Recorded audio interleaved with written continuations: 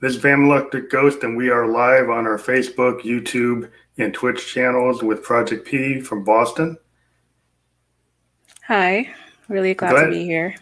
Glad to have you on the show. We did have you on our audio-only Anchor FM podcast, which we still do, but what happens is it gets converted from the video. So this will still go on to Spotify and Apple as an audio only, but now the world gets to see you and they get to hear your music and see your work. And so, visual stuff is kind of the main type of media today. So that's why we've kind of gone into this version of the show. Great. Looking forward to it. So we've got one of your videos, a song called Stratosphere that we've got queued up. And we're going to what we're going to do is we're going to show people your work, which we weren't able to do before. So you'll go on mute, and then we'll talk about it on the back end of showing the video. All right, sounds good. So we can ready to play it. So hold on, put you on mute, and then here it goes. Stratosphere. We're going to play the full video.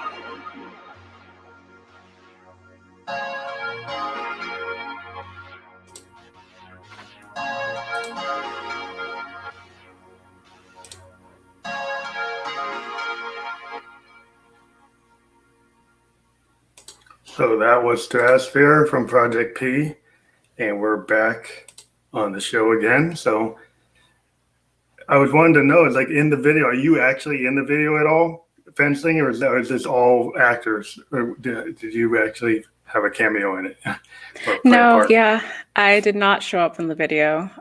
They were all like royalty-free clips, Oh, cool. video clips that I just put together to, It's, yeah. I like the feel. So you're responsible for the music and the visuals. That's all Project P part of what you're doing. Yeah, exactly. That's pretty cool. Well, that's what I like to do myself with expansive sound. Like everything we do is the same thing. But yeah, I think it's really cool. I think when you're a singer songwriter or a producer or a creative person, and you have like the total control of the overall feel of your project. So is that kind of why you like to do what you do? You have a vision and you want to be able to take it from the music to the video? Yeah, definitely. I think it also, I feel like the way like my schedule is right now, I mean, I would love to like film the videos myself, but filming is just really time consuming. And, I've been editing videos here and there for a couple years. So I figured, I'll just put them together myself. I know that my audience would really love me to like create an animation. They've actually suggested it already, but to hire an animator, That's it's kind of a expensive. Yeah. expensive, also time consuming, but that's definitely something that I will look into when the time comes when I have the budget. So for Yeah. now, I feel like this works for now. Yeah. I think it's a cool, I've always kind of walked the line with that because my daughter happens to be a sequential graphic artist. So she's actually created a lot of ghost visuals for me. So then I didn't have to pay an animator, but she's created like the logo and some of the symbols and representations of Josephine Electric and stuff like that. But yeah, it's difficult if you don't have somebody in the family to do that for you. Then yeah, it's kind of pricey Yes, yeah, to, to, definitely.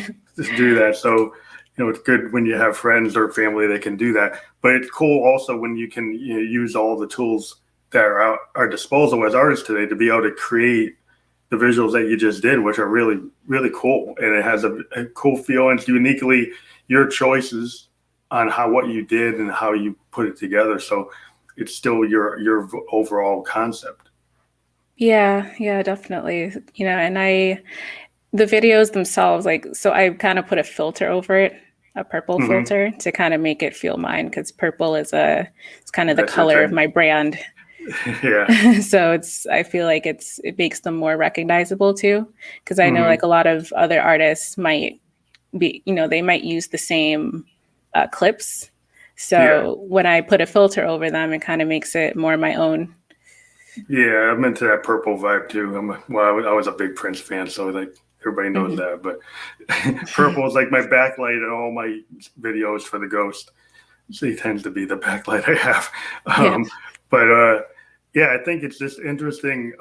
We talked before about how you put your songs together. We kind of dive deep into synthesis. I'm a big subtractive synthesis, like hardware guy.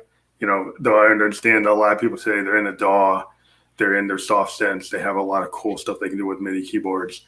I Mhm. think we've talked real deep before about like what direction you go with it, like when you put together synthesis, because I think the added benefit is if you have that laptop and you have all these soft synths, you have access to like everything. And then like if you're in my kind of scenario, I've kind of put limitations on myself with my hardware because I'm kind of a hardware synth guy, but I like having my Moogs and my Rolands, and I kind of deal with the constraints that they give me, but that in itself can be kind of cool if you think about that. But so, are you still using soft synths and like DAWs for most I of your do. work? Yep. So I'm still Team Ableton. Well, it's a Yeah. good place to be. I mean, back in the day, I couldn't even imagine I've done that. I mean, I was kind of grew up having to get the hardware because I'm a keyboardist, and it's kind of like, okay, well, I got to have a Hammond or I got to have a Roland because that's what I do. Yep. But kind of like a guitar player's got to have a guitar. But today, that's not necessarily true. Yeah, definitely. Although I do want to get some hardware eventually. I'm actually looking at a couple of things. So Yeah, I think today what's really cool is we've kind of got the best of all worlds. Because I think when I was growing up, the Moog had just gone out of business. Prophet had just gone out of business. Yamaha had taken over the world with the DX7. This is back in the 80s, again into the 90s. And, a lot of new wave bands had Moogs, they had Prophets and stuff, but a lot of these companies were going on the way out, and they were like older versions of these synths. The cool thing today is like almost everything that was gone is back. I mean, all the Moogs, you can pretty much get them again, brand new. Their old Prophet 5s, you can get brand new. You can get Roland representations of Jupiter 8s. You can get, Oberheims. You can get all the classic synths that created like the new wave movement, which I was kind of like growing up in. You can pretty much get those sounds in hardware and in software. So it's kind of cool that we're living in an age where you can make that choice to either have it on your laptop or have it physically. yeah, it's very versatile, it seems, because well, I've never used analog equipment before, but I'm sure there's like a kind of a learning curve, I would say. Yeah. I mean, the thing about analog, which is the rabbit hole, when you get into analog circuitry, it's kind of like a living, breathing thing. And there's something about it that if you're in the digital world that you probably won't like is like it's very hard to sometimes get back to what you might have been playing with the day before. Sure. Because the thing about analog is it's kind of like point in time. It's kind of like if you have a guitar, you have an effect pedal, so certain things like with a physical instrument, it can be kind of point in time and it might not exactly sound like that again. With physical instruments, you can get that kind of situation. With a lot of digital instruments, you can replicate things all the time exactly the same way. That you can save it and you can have it. The thing about analog, it gives you limitations. It actually makes it so it's harder in some ways to replicate what you've done before. You have to be very, very good at documenting what you've done and then making sure those things are reset. You take photographs, you have to take pictures of where your things are to kind of bring them back to where they were. Because there's no preset, there's no saving. And so that kind of makes some people like I don't know about that because I don't want to have to spend an hour trying to get back to where I was. But True.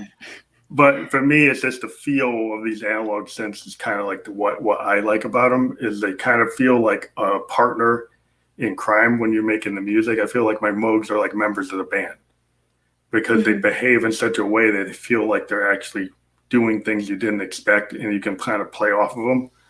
And that's kind of cool if you're just playing as a one-person band. When you have all this analog gear, they have a kind of nature that makes them kind of like individuals. That can perform in different ways, and you can kind of play with them like you had a group of like living instruments or other musicians with you. And that's kind of why I like them because I'm kind of a one-person band, and having machines that can do that kind of gives me a lot of feel in terms of what I like to do. Yeah, that's definitely cool. I'm not sure. Have you ever used I think are they called modulars, Yeah, like mod boards? yeah, I have Those a bunch honestly of confuse me. I have no yeah. idea how it works. It's just like all wires. If you see behind me, hmm there's a big modular rig. Yeah, You that's see kind the of thing against the wires. wall, right? Yeah, there's a big thing Yeah. against the wall. It's got like tons of wires. Those are two Moogs. Well, actually, three different Moogs kind of stacked together. And hmm what's cool about the modular world, then if you ever get into it, and the reason why modular synthesis we like it is hmm that you get to customize your instrument. When you build a modular instrument, you can mix and match modules from different companies from the same company, from all these different sources. So you could have something from Moog, some from Roland, some from Yamaha, something from Oberheim, some from Sequential Circuits, whatever, make noise. There's so many different companies. And then what happens is you got an oscillator from here, you got an LFO from there, you got a sequencer from somewhere else, you got, envelopes and all kinds of filters. And because you can mix and match, you make a very unique sound. It's kind of like when people take a guitar and they put different pickups in it, or they change the nature of the guitar. They customize it. Drummers can customize their drum sets. These type of synths are very customizable, and so they make it so that you can make a very unique sound that's like all your own. And I think that's why some of us synthesists, we like these machines, because it kind of gets the human factor back, and I can make a choice, and that not everybody really knows what my secret sauce is, because you don't know how you build those things, and maybe you don't share it. So you have something that's kind of point in time, very unique. It'll make you sound like you. Not that you can't do that on the soft synth world, but like you can get to the same place, but I think it's not as fun as if you actually physically have a piece of hardware that you can touch the knobs and the sliders and all the stuff. It seems like you're more likely to do that if you have a physical representation of that rather than a virtual. Yeah, definitely. And I'm definitely a hands-on learner. So I feel like I would enjoy kind of playing around with that for a few hours. Yeah, because what happens is then you can build your sound from the ground up. I mean, I spend as the ghost probably if I practice 4 hours a day, I might spend 2.5 just building a sound rather than actually building the tune. I actually will go and take the waveforms and build a tone.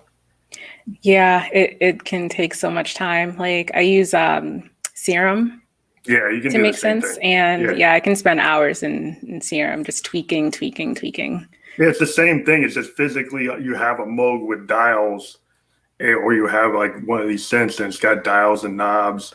And then what's the coolest thing about analog is the cables that you see that look like a telephone wire thing. Basically allows you to override the workflow of the synth. So you can take the synth the way it was built and change it. And so you can change the workflow the way it works. You can change where something's going to happen. You can totally change the position of how the sound is being created. And I think that's why the big thing that we like about it is the fact that you can take like these cables that allow you to stack cables. You can have multiple things going into the same input, or multiple things going out of the same input, or multipliers that go and change things. So you have two signals going into one thing, another signal going, same signal going and getting split 3-4 times. When you do stuff like that, you get all kinds of weird things to happen. A lot of what we like to do is like sequencing from LFOs or envelopes. So if you actually have a sequence that's actually kicked off by a LFO, or a sequence that's kicked off because you're using a random voltage generator, and then that random voltage generator is triggering an oscillator in a different weird way every time it comes in, so somewhat different. And that's where you get this kind of randomness that feels like there's a real person there, because there's weird things happening that you can trigger things to happen like a couple seconds, and it's going to do this, and then the next time it's going to do that, and it's going to go and do this, and it's going to do that. It keeps on doing all these different things, and it can kind of make or break you if you get lost in it. But I think it's the type of music you're into. I can see you getting into it. I can hear like what you're doing with Serum, and I can see like this stuff you can do that when you. I think what happens is I don't think it's this or that. I think you can take something like Serum and then you can add a Moog into it, or you can add a modular into it, or you could add like a wavetable synth, or you could take a mini Moog bass line, or a really good sampler. I think you can take like any kind of form and kind of merge them. My whole thing is I think you should take different genres and just slap them together however you want. Yep. I totally agree. So would you consider modular as like kind of an intermediate? Like, is it kind of difficult to get into? Would you say? I think the thing is that people are scared of them if you don't own it. Like you see a modular synth and it's not yours, you're like, can I touch that? I think but once you own it, like once you have it, the whole point is then you can just do whatever you want, and they're kind of made to break rules. So you kind of take it and say, okay, here's what subtractive synthesis is supposed to be, or this is what additive synthesis is supposed to be. Like there's like two different types of synthesis. There's like the Moog subtractive synthesis, which is what everybody knows from like a Moog or a Prophet or a Roland, and then you have the additive synthesis, which was created by this guy called Buchla, back in the 70s, late 70s, well, early 70s.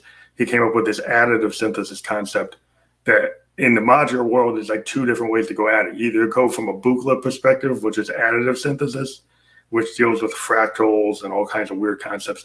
But it's not, that one's kind of weird. It's very experimental. It does a lot of weird bell tones, a lot of wood kind of tones, a lot of sine wave based things that have a lot of harmonics. And you play with the harmonics to build all kinds of weird tones that are not typical. Like where a Moog, everybody knows the Moog kind of bass line or the Moog lead lines or Prophet pads, which are kind of lush, or Jupiter 8 pads, which are very lush. So additive synthesis on modulars is super experimental. If you get into the Buchla side of modulars, it's very much out there. You're dealing with like stuff you would put into soundtracks, weird, really weird, strange noises, pink, white, red, brown noises, and all kind of weird fractal type of stuff. So it's kind of like, I wouldn't start with like Buchla or additive synthesis. I would probably start with traditional, subtractive or Moog, Prophet, Roland-based subtractive synthesis, which you'll immediately know, because that's what a lot of these things like Serb are doing, is like subtractive type of synthesis. But it's just, I think what's cool about it is then you just own it. And like you own your preset. Mm-hmm. Yeah, it's really cool. It's also cool. Definitely want to explore that in probably the next few months. I think it's all good. I mean, I think what's cool is there's a lot of synths out there that are now like not crazy. They're the crazy iconic synths that cost like thousands of dollars. Mm-hmm. And you can spend like $8,000 on a Moog. Well, you can actually spend like $60,000 on a Moog. You can go crazy, have studio level Moogs that are in like big studios. Mm-hmm. And then you can get ones that are like, under $1,000 or $200. There's like kits. There's like a kit version. You can build it, do it yourself. They just give you the parts and you put it together. It's like $200. Oh, that's pretty cool, actually. So I mean, there's and you can't. It's like the way Jack White kind of talked about it. Jack White from the White Stripes, he used to use like a $200 plastic Sears guitar, and what he wanted to prove to people, and he used it on White Stripe albums, that I didn't need like a $5,000 Keith Richards guitar to do the blues. I can take this thing that's like really a piece of garbage. And just because if you're a good player, you can take a Casio, you could take like a low $100 keyboard from a Toys R Us and do something. It kind of really depends on if you're a musician, how you go at it, in my opinion. Like if you musicians, it's really the ideas you have in your head and how you get them onto the paper or onto the board or the instrument. And it doesn't necessarily mean you have to have the best instrument in the world. Yeah, no, I totally agree. And, I really like and appreciate artists who can make so much with so little. Like, I love like seeing the kind of the journey and the process of how a producer like first started with just like, maybe they just started with a laptop. Maybe they didn't even have like a controller or anything. And yeah, you can do a lot with limited materials. So. Yeah, I think the limitations in music is the big thing. I mean, one thing that I was taught from my music teachers was you kind of can limitations will force you to come up with things that if you have the best instrument in the world, the best acoustics or the best whatever, then you kind of like, you can get lazy. But if you have limitations, it forces you to innovate or come up with ways to get that sound to be more present in a different way. And I think that's why I think it's good to like put like limitations on the like what you use as an instrument, how you view it. I think a lot of things today, the one thing I'm kind of critical of some modern music is the kind of thing where people make it too perfect or too clean. I'm kind of a big proponent of happy accidents and maybe lower fi recording. Because I think that can get to the heart of something a little bit better. Even if someone's recorded perfectly, okay, that's great. But like if you think about great music and you go back in the past, I mean, some of the great classic albums aren't recorded in the best high fidelity. Have actually errors in them, have things where there are actually tape errors. If you listen there, you can hear that there was a splice and it didn't get cut exactly right. Or there's a low timing error, or there's a note that's a little off key, or vocal that's a little off. But some of those things actually make the song better than if it was actually fully perfect. And so I think that's what some people need to understand, is sometimes like the second take is better than the 10th take. Yeah, I totally agree. I totally agree with that. I feel like some of the best like melodies that I've written were kind of just by accident. I wasn't thinking too hard about them. Versus, when I'm making like a new track, I'm like, all right, let's see if I can make a melody as good as this. And I think about it too hard. And so it doesn't come out, as organically. So definitely, mistakes, quote unquote mistakes can make for good records for sure. Yeah, I think I had like another mentor said, what happens with music is the further you get from the original take, the less honest you become. Because what happens as an artist, you might have revealed something that's personal. And then you go back and you say, well, maybe I shouldn't have said that.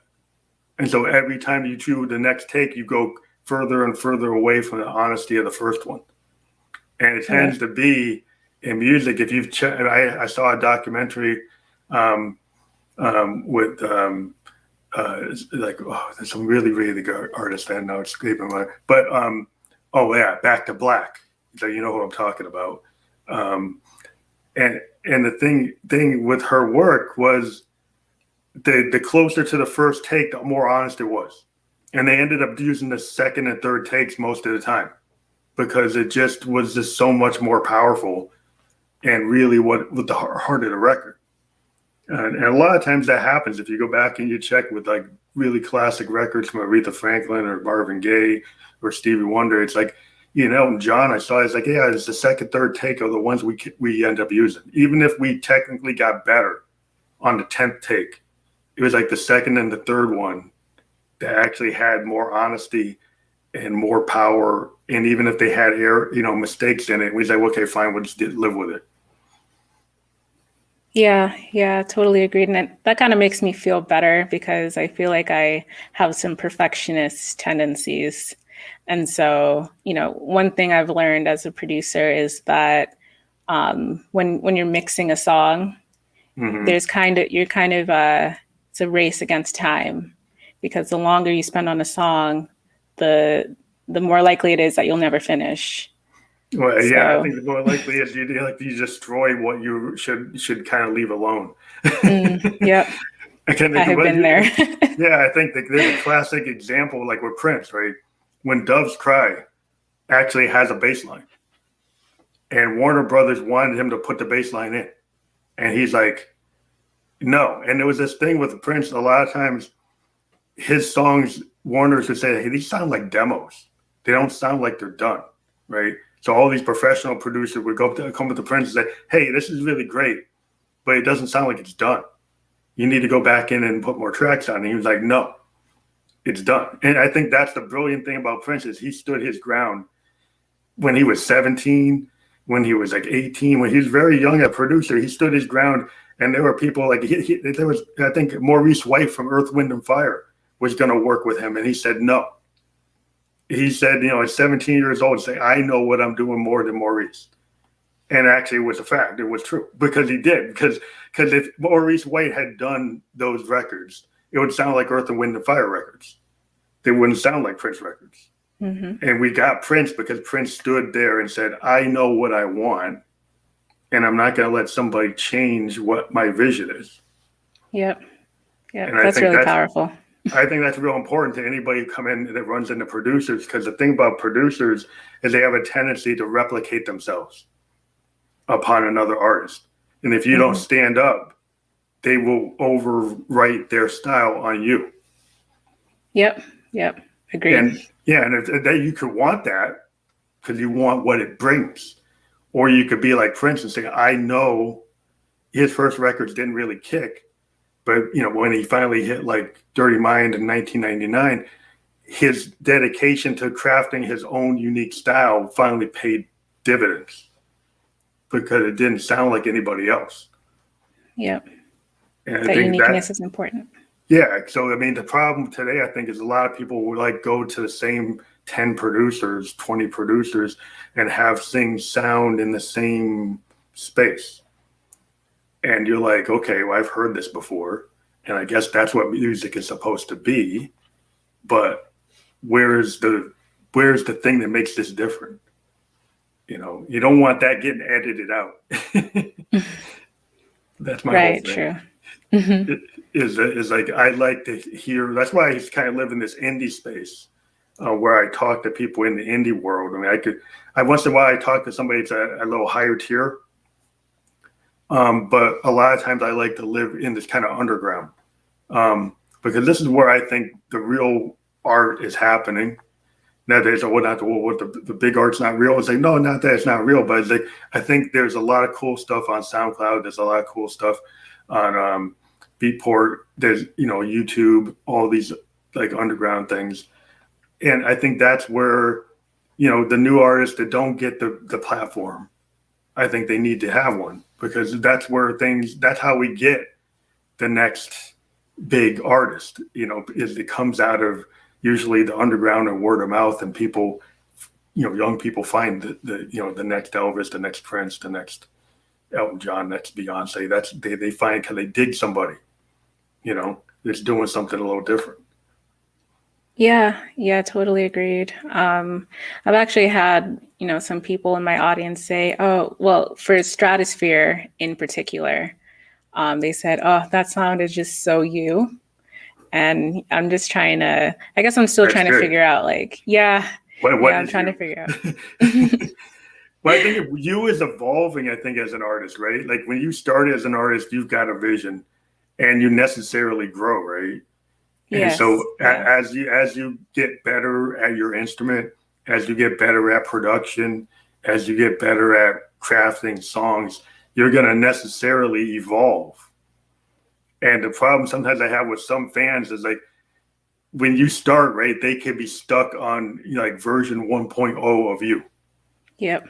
And then as soon as you go to version 2, they're like, well, that's not hitting it for me. Right. But that's where you are. Yeah, it's true. And that's always, I think that's the artistic dilemma. It's like, okay, here's what the fans like, here's what the business likes, but here's where the artist is, right? And the artist sometimes will go and do something that seems like it's sabotaging their career because they go and do something that's really wildly different than what they did before. But it's kind of like all part of the process. And I think every artist has to go through their kind of, oh no, are they gonna do a Sergeant Pepper? Are they gonna do like a White Album? Are you gonna do like a Yellow Submarine? You watch the track of the Beatles. They had this massive success, and then they would do sometimes these weird experiments. It was like, what is that?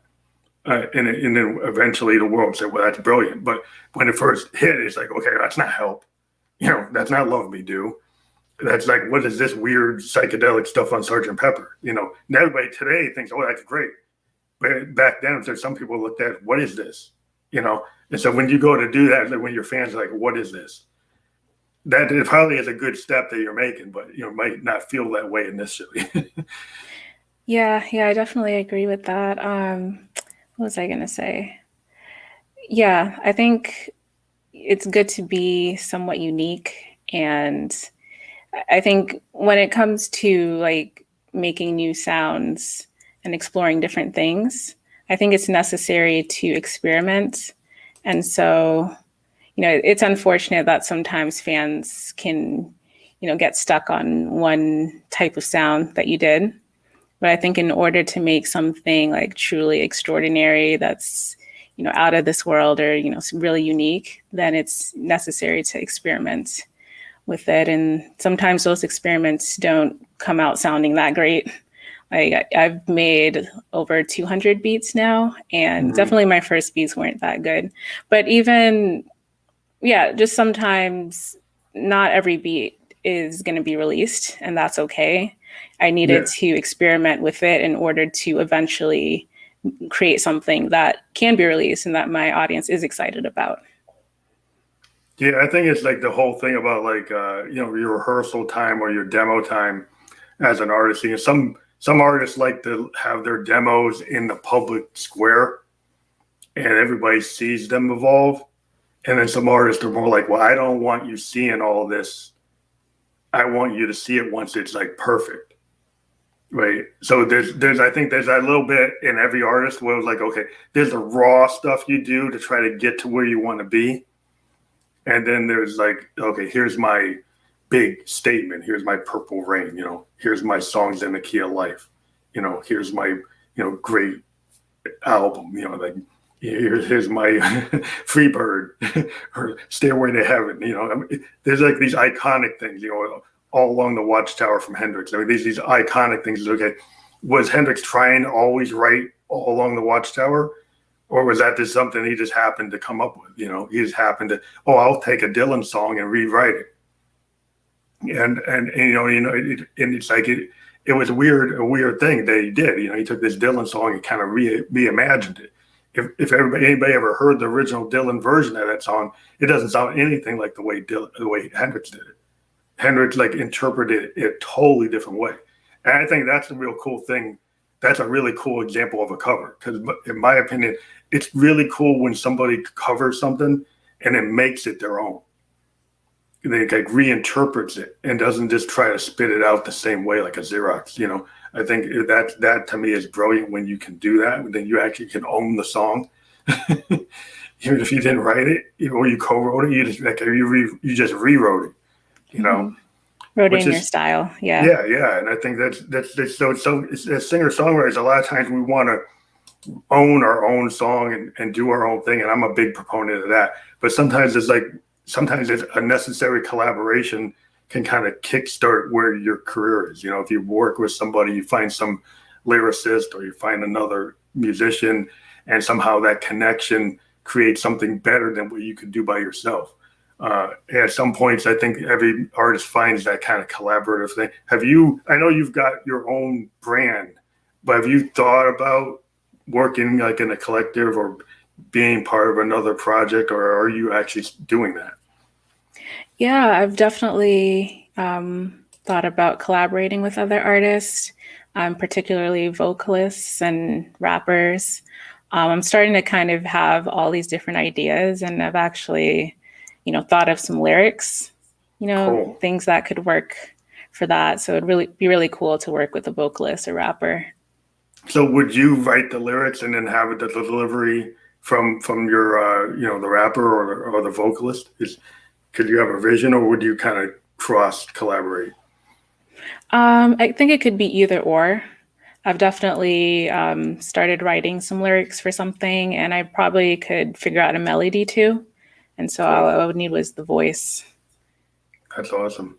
Yeah, well, I'm definitely open to the other one as well, like having someone come up with their own, because I could come up with my own, but they could come up with something completely different that may or may not work better for the project. So I'm definitely open to that as well. Well, it's like back in the day before I was just a ghost. I used to be in a lot of bands, and I was kind of like like the way I am today, kind of like would write everything, right? And so everybody come to the thing. I have the drum parts, I have the bass parts, so kind of like a producer in a band. But what happened is like, okay, my drum parts are coming off of a synthesizer, so a real drummer is going to take what my idea is and make it better. And I would like let it go. You kind of like, okay, I know a drummer's going to play that better than me, right? And then in my bass part, a real bass player, a guy who knows bass can take my Moog bass and play it better than me. He can take my idea, but he's going to flourish it, add different licks, and make it work. So I think what happens, like when you collect, at least when I was in a band, is like I kind of knew that everybody had like a certain capability, and they were going to take whatever I had as a demo and make it better. And most of the time, you would just let go and say, okay, that actually does sound better than my original idea. Or like, well, maybe just keep a little bit of what I had, and I do like what you had. And so it's kind of like a give and take. Or sometimes there were situations where it's like, okay, that is actually way better than what I did. And I was like, oh, need to rewrite the whole thing, in terms of a certain part. And I think what's cool, like when you collaborate, is like you don't know where that line's going to be. It's kind of really dependent on the vibe or the connection you have between the other artists. Yeah, for sure. I think in the last podcast interview you did for me, we talked a little bit about Tame Impala, Oh yeah, right? yeah, they're awesome. So that kind of reminds me of, Kevin Parker. He writes all of the parts of his music, but then he has his band that, plays all the separate parts. But I think it's brilliant that he's able to, be a true producer in that he writes all of those instruments himself and composes it from beginning to end on his own. I think that's incredible. Yeah, if you think about it, a guy like Pete Townsend, from the Who, he pretty much used to do that. I don't know if anybody realizes, like almost all the Who songs have demos from Pete Townsend where he did like everything. He did the drums, he did the bass, he did the vocals, and he would present it to the Who, and then every member of the Who had was such an individual, they would kind of reinterpret it. But the original demos are like 90% of what the song is the original demo. Is it? But it's like what Keith Moon or Roger Daltrey or Entwistle would bring to it would turn it into a Who song rather than a Pete Townsend song. And I think that kind of thing is really interesting. And the same thing happened with Prince. I mean, Prince is a one-man band. Almost every song he ever did, he pretty much did by himself. And as soon as he had the MPG or the Revolution or the Love Sexy Sign of Times band, they would all reinterpret it. And so the live versions of like Sign of the Times live doesn't sound like Sign of the Times, the album. Because it's a full band with Sheila E. playing the drums instead of just a drum machine. And so they end up having that feel what Sheila could do. Live is totally different what Prince did. And it's almost like two different things that are beautiful in their own way. I like listening to the just Prince playing everything, but then I enjoy actually watching the videos of the full band with Sheila playing the drums and the other people on the other instruments, because they interpreted it differently. And it still sounds, it is Prince, but it's like, okay, this is the Prince band. And how they present it is a totally different thing. I think that's really cool in music when you can do that. Yeah, it becomes like a totally different experience. It's really interesting actually how two different people can play an instrument in totally different ways. And so it creates this unique experience. And definitely when it comes to live music, totally different from listening to the studio recorded version, right? So Yeah. yeah, it's very cool. It's just interesting today because today a lot of people can actually make their performance to sound exactly like the studio. Mm, And I think, and interesting. sometimes I'm kind of a person that I like to make my songs sound different than the studio. I kind of like, if I play my stuff live, I'm necessarily I have kind of like the live version that I do, right? Versus the studio version that I do. And sometimes like you get fans, oh, I want to hear it exactly like it was on record. And I'm like, well, if you ever see me live, it's not going to be that way. But some folks want it to be that way, and some folks don't. I mean, there's some people who used to see like the Grateful Dead, and their big thing was that when they played, it was these big jam sessions, or like Parliament Funkadelic. Like when they played, it was just a big jam. Or James Brown, it's just a big jam session. And I think some people, they know that those type of bands, that's what they do. But it seems like you don't get like those type of bands as much anymore, like the Allman Brothers and the Dead. Maybe you have I think examples where you get like Foo Fighters or Pearl Jam that still do it that way, or Radiohead or Wilco, bands like that still kind of do it that way. But then there's a lot of like modern pop bands that kind of like running off the backing tracks. Yeah, true. So have you? I know before we talked, have you done live? I can't remember if you've done live performances or you were still just mostly bedroom producer. Yep, still mainly a bedroom producer. Haven't done any live, of course. Now with COVID. Yeah, it's like everybody's kind of bedroom now. Yep, yep, true. We're all bedroom producers now. Yep, facts. But definitely one thing I want to explore is live looping. Mm-hmm. I kind of still don't really know how it works. Like it it looks really cool.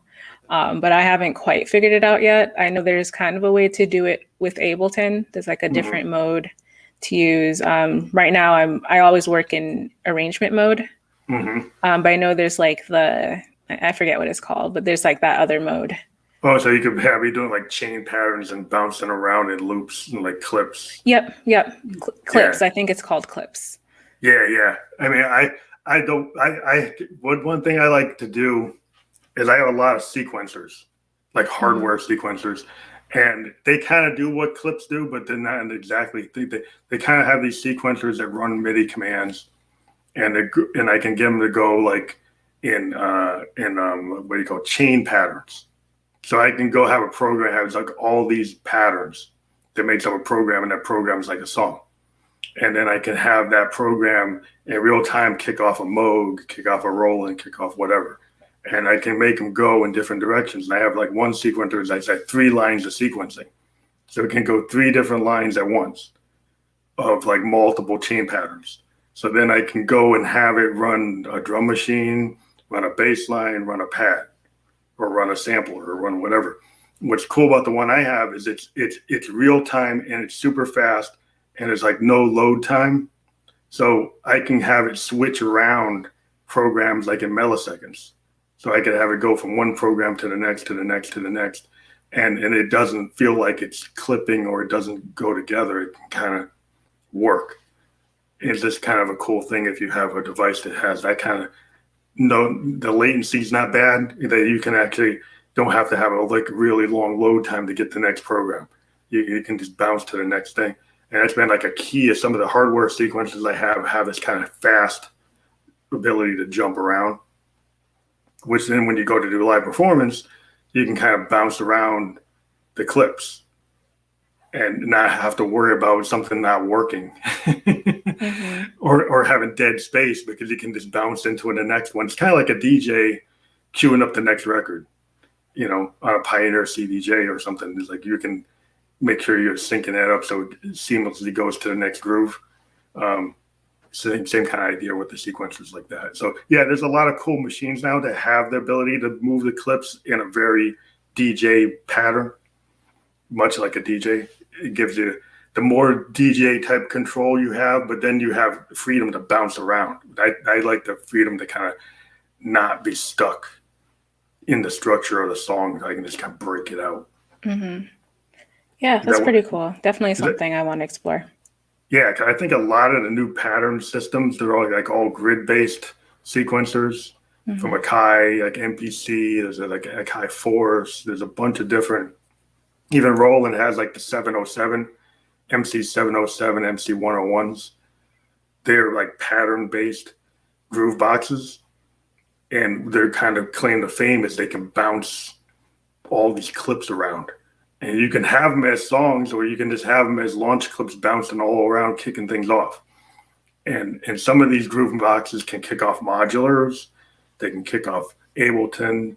They can kick off full like synths. You can have them kicking off a hardware keyboard and a drum machine and a sampler and something else all at once. So then if you're like want to be the ultimate one person control freak, you're like, I want to be able to control everything. So now I'm like, I know I'm controlling when the beat's going to happen. I'm controlling when the vocals are going to kick in. I'm going to control everything and feel like you're not out of control. So you become your own musical director. I think that's the goal. Like if you want to do a live show, there's a lot of cool gear that can let you do a show and you can look really good and sound good doing it. Yeah, cool. Definitely it's making me feel more comfortable about the idea of live performing. Yeah, I think look into groove boxes, like Electron's got them, Roland's got them, a lot of companies have them. The groove boxes are like the core to like being a live performer that's not a DJ, but more experimental, right? And especially the ones that can link into modular. Because if you've got a groove box that then can kick off a modular synth, then you've got that kind of analog secret sauce in reserve. Plus, you've got the modern kind of digital stuff under control. And I think it gives you a real quick kind of crossfade into both. Yeah, pretty cool. Definitely looking forward to that. Yeah, I think there's a lot of good stuff out there now, so people can do something where it doesn't feel like, well, I'm just hitting play and then jumping up and down. Yep. Because I think every musician producer, you just don't want to be there. Okay, I'm just sitting here and going like, yeah, yeah, but I'm Hmm. not actually playing, right?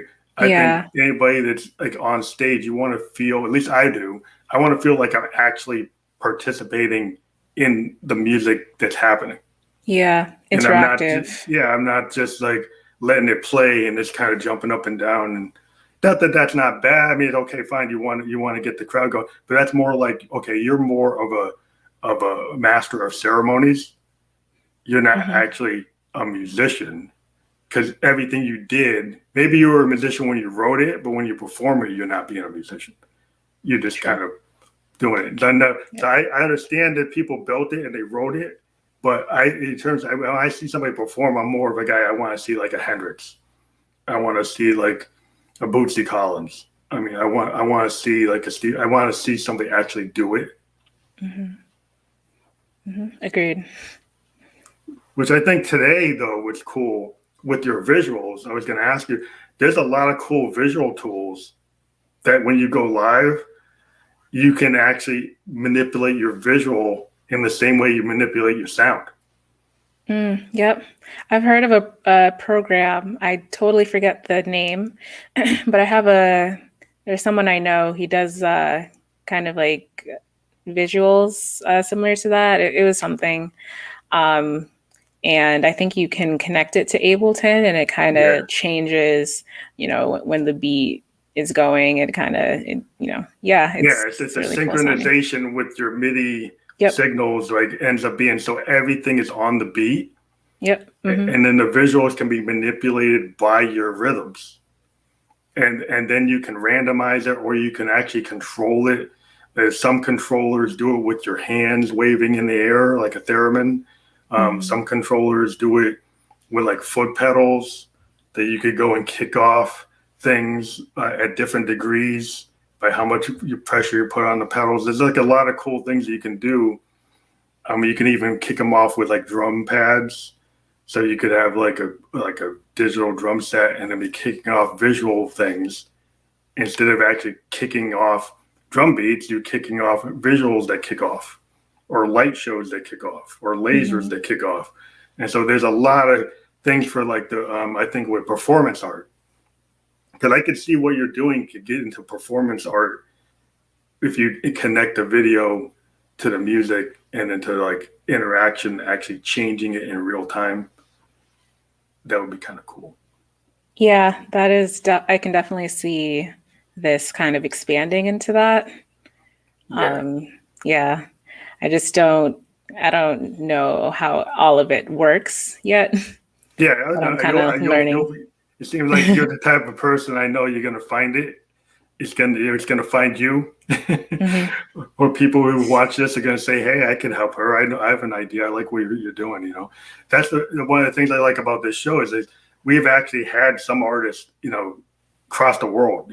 Some people we've talked to people like in Finland and Norway and Japan, and Hong Kong, and you get these artists. They find you and then they say, "Hey, I got this idea. I like what you're doing," and then they go collaborate outside the program, which is really cool. Which is what we want to do with this show is we want to show people who's out here in the space, and then if people dig what you're doing and they think there's something they could link with you, or you see something in some other artists we talk to, that's kind of we want to create like a community. Um, of music and musicians and producers that feel like, okay, maybe I should contact Project P, or maybe Project P should contact me. you know, I think that's how we grow as a community. Yeah, definitely. Definitely. So it was one of the other things that we're actually working on is every artist we've ever interviewed, we are talking about doing an online festival where people could perform their work like in like a multi-day show, because we've interviewed almost over 50 people since 2018, and we've got about 10 of them already saying they would do it.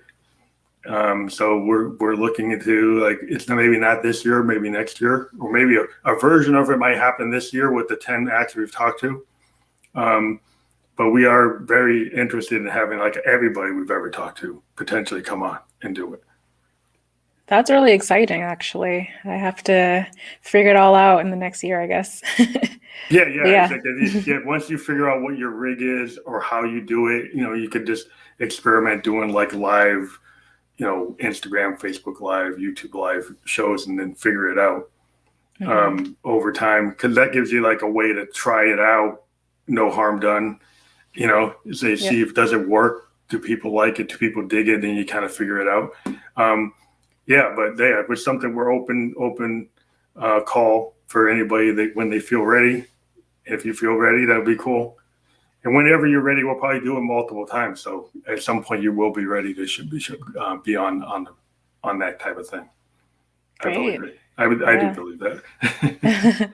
Yeah, that'd be awesome. I actually, we were talking about the music scene now that, with COVID and stuff, it's been really interesting to see the creativity in these different artists. Like, okay, I can't do concerts, I can't do live shows anymore. How am I gonna, entertain for my audience, basically? So to see kind of like virtual shows and all the different setups and things that they do, that's been really cool and inspiring. So yeah, people are getting real creative from home. I mean, I'm seeing more and more.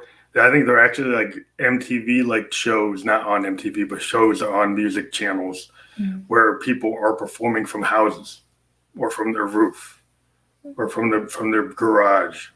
And the thing about that is, you think about like punk music, like stuff like Nirvana or the Sex Pistols or the Clash, it kind of had that lo-fi thing, and performing from a garage or a basement actually does have a lot of power in terms of the feel. Like, it feels like honest. It feels like, okay, I'm not trying to put on airs. This is just the music. This is just it. We're not trying to be fancy or anything. And that, to me, a lot of fans like that. They can get into that. Whether it's unplugged or it's a full performance, because you can actually, figure out how to do it. I think that's what we're going to try to bring. We're hoping that people will do like unplugged a cappella stuff, full band performances from a garage or a basement, or even from a venue that lets them do it from the venue and then film it. It's just the idea. We think we got to give bands a way to get out there, musicians a way to get to fans. We're trying to see if we can even get sponsors to really push it. So that's something that we are working on. So you'll hear more about it. Great. So in terms of what you're working on in 2021, do you have another project that's on deck to be coming out soon? I do, actually. I am going to start making beats for producers. Cool. Because a large part of my audience are other producers. And so, I want to create like, beat packs, release stems. I mean, I always release stems whenever I have a release, pretty much. I think I've had 5 releases, and then I had my EP. So right now I'm working on my EP stem pack. But I definitely want to have like, sample packs, things like that. But I want to focus on beats that are kind of already made, or I would offer custom beats as well. And so that's something I'm exploring for the remainder of the year. Well, I think that's a good way to get out there. I mean, it's kind of like what I do with this podcast is my kind of day job thing. The Ghost is my band. This is my show. This gets me out there. It gets me sponsors. It gets me like influence marketing things. So that's why we're free to everybody. But we also, we get supporters that will support us like a Patreon. We get people that will come into our Anchor and just give us money for talking to people for free. Because they're like, well, we like the idea that somebody's asking artists to come on and not charging them. And that's kind of like, it's like NPR. Every once in a while, we got to get people to help us out. Sure. But I think what's cool is like how artists today support themselves, with the beat packs or sample packs or loop packs, people putting together mixtape, people collaborating. I've actually done a couple of collaborations this year, guesting on other people's records and people working with me on their records and stuff. I think like whatever we can do as artists to survive in this kind of age of people who don't want to actually pay for music. Yep. Streaming services, things like that. Yeah. It's cool because it gets us out there, but I think it's kind of hurtful in that, there was a time where, somebody had to go to the record store and buy your record or buy your CD, or even on iTunes had to buy it, not stream it. And the amount of profit that's even gone to the big guys is severely reduced for all musicians compared to what it was like 10, 20 years ago. And so I think it is like we all are trying to find new ways, like, okay, let's get our music into a video game. Let's get our music into some kind of Bitcoin thing. Let's do something that's going to get the artist, profit. And a lot of times artists, we don't really think about money because we're mostly focused on art, and it happens to make money. Then it ends up going that way. But I think a lot of us do it because we love music. And then the other things happen because we love it, and then these things happen because we get opportunities. But what are your thoughts about that? Yeah, I think that we definitely, as musicians, as producers, we have to be a little more creative and think outside the box when it comes to, bringing in income. If that, obviously, if that's, what you want to do. I think definitely the way the music world is now has changed. And, the way that streaming services are set up, really, it's really difficult to profit from that. You get paid like fractions of a penny for one stream. Yeah. So it will be hard to, create a living off of that unless you're getting hundreds of thousands of streams, if not millions of streams. Yeah, and even the millions of streams aren't what they were. I mean, it's like I think some bands have figured out that if you do a vinyl and you did 10,000 copies of a vinyl that you produced and sell it for $30 and you get the lion's share of that, you might make more than if you sold even 1 million copies on a streaming service. Yeah, true. Not only that, but you get to keep most of it. Yeah, and it's a way larger cut. On a $30 record, the band might be pulling in $10 or $15 off that $30 record. Where on a streaming service, they're getting 0.004 of a penny. Yep. And so a smaller volume, you can survive as an artist where a record label says, well, you got to sell 500,000 to 1 million. And as soon as you hit under 100,000, they drop you from the label. But if you're an indie artist and you have that model, you could live with only having 100,000 fans and actually be profitable for 10 years or more and never have to go away. Yeah. So I think what's cool is that you end up being at a micro kind of business level where you can actually survive and thrive and have more ownership of your idea. Yeah, definitely. Which the labels probably don't want to hear me talking about that. It's like you're not going to get on the label now. True. But we have to be like a little smarter about those things because I think people, they kind of, how do you say? I guess like basically that there's more importance put on streaming services when really it's not as profitable as many might think. And I think being educated or having education about this is really helpful for artists. Because I think it's like the radio. I think the streaming service can get your fans to know who you are. And then if it's your kind of job as a musician to kind of, okay, I got to keep these people engaged and get them to buy my T-shirt, to buy my button, my USB stick, to come to the show where I make more money if they come to a show, and do things that will, do go on to TikTok and do a TikTok video, you could make more money on TikTok. Right now, a lot of times, like your reels on Instagram and Facebook, things like that, actually pay a higher rate on royalties than streaming services. So if you were like, I'm an artist like on SoundCloud, right? Repost, they actually publish me, and I get larger income coming in from Facebook, Instagram, TikTok than I do off of Apple or iTunes. Yeah, interesting. So it kind of makes me say, well, I'm going to gear more content to those places. That's more visual. It's more and so that content actually tends to is right now with the audience seems to be kicking more. The little 30-second the 60-second clips, on some of them can be like up to 10 minutes on Instagram. Those clips, those type of things seem to have a better impact. Yeah, definitely. I think the social media world is going more toward video. And I think, video gets a lot more engagement than a still image does.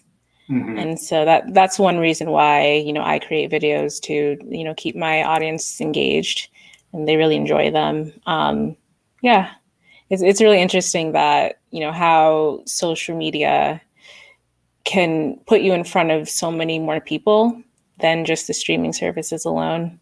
I think that using social media is an important part of building a brand as a musician. Mm-hmm. And, connecting with your audience, finding your audience and things like that.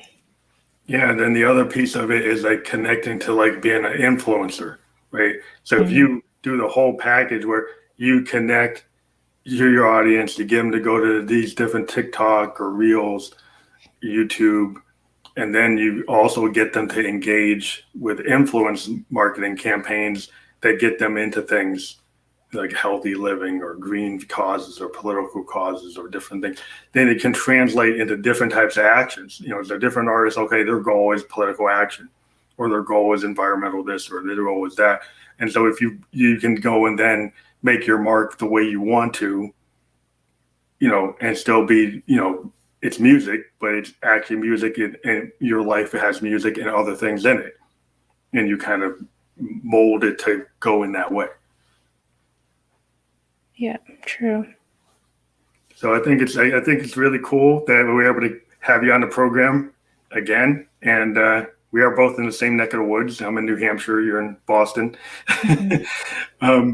So it's cool to talk to you. I've always liked to keep up with all the artists I've talked to in the past, and it was awesome to see you and actually talk to you and see your work. And I think everybody could hear it.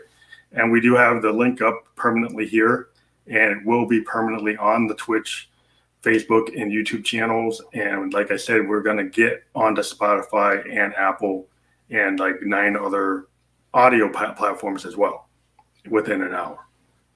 Great. I'll definitely be sharing these clips on my social media too, as well as my YouTube channel. So yeah, thank you so much for having me. This is great. This is fun. Well, I think it's cool. It's a different way of doing it. We're getting the hang of it. We had some missteps at the beginning, but we're getting better. Mm-hmm. Sure. At the beginning of our podcast, it's like we didn't have our mics right, or we didn't, you learn when you get into a new world how things are going to go. But yeah, I think we did good tonight, and we thank you for being on the show. Have a great night. Thank you. You too. Thanks again.